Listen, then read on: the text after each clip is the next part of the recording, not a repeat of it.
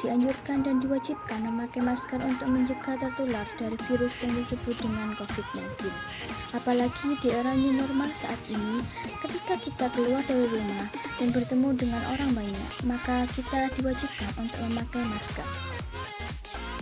Namun, ada beberapa kesalahan saat kita memakai masker ketika kita keluar dari rumah.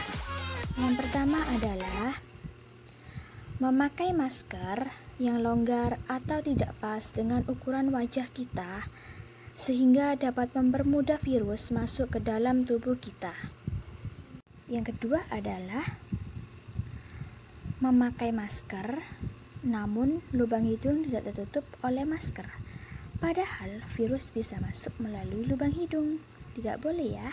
Kesalahan yang ketiga adalah ketika kita memakai masker, lalu kita memegang barang yang lain atau memegang handphone kita seringkali memegang masker kita, padahal tangan kita belum tentu bersih loh.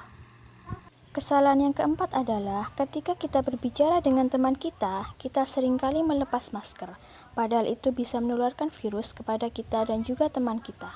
Berikut adalah cara yang benar ketika memakai masker kain di wajah kita. Yang pertama yaitu memakai masker dengan ukuran yang pas dan sesuai dengan wajah kita, sehingga tidak ada virus yang masuk ke dalam lubang hidung dan juga lubang mulut. Yang kedua adalah pastikan lubang hidung dan juga lubang mulut tertutup oleh masker, sehingga virus tidak bisa masuk melalui lubang hidung dan juga lubang mulut kita.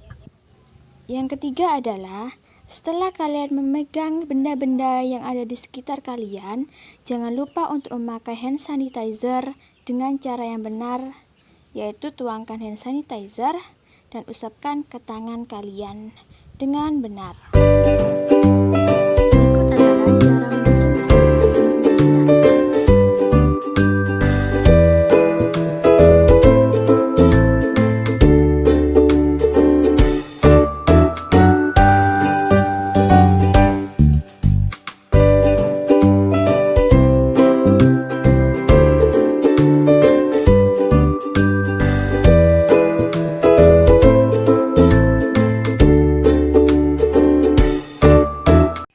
Students, today we learn about simple present.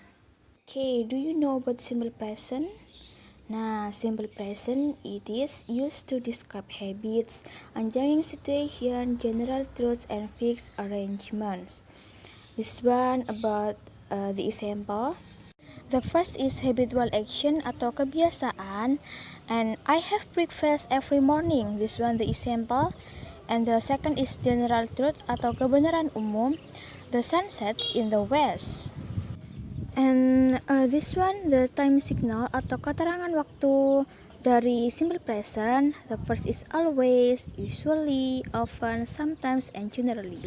The next is formula atau rumus dari simple present. The first is verbal.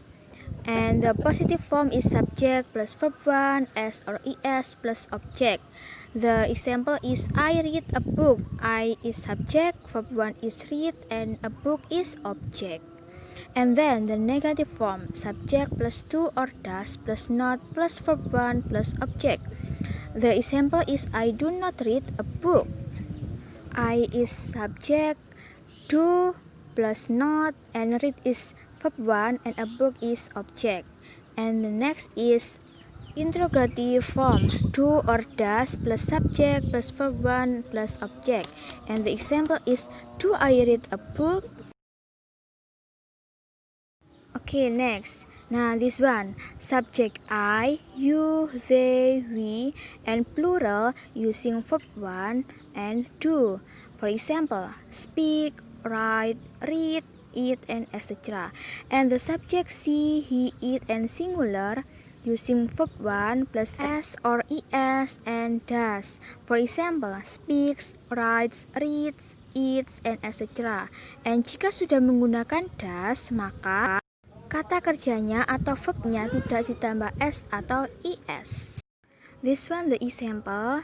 The first is she writes a letter. This is a positive form and change into negative form. She does not write a letter. This one does.